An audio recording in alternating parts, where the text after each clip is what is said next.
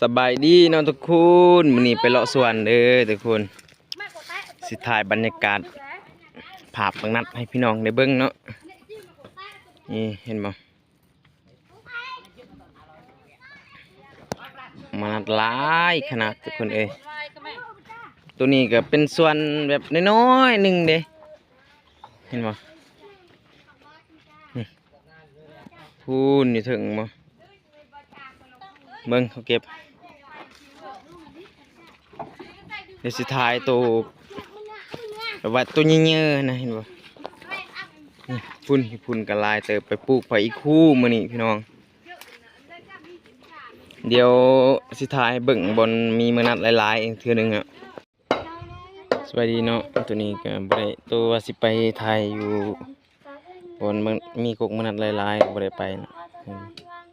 เขาเก็บแล้วก็มีอยู่รถแน่นนี่สิเป็นตัวอยู่รถเนาะเห็นบ่ใส่กระสอบมันเป็นฐานเด้อ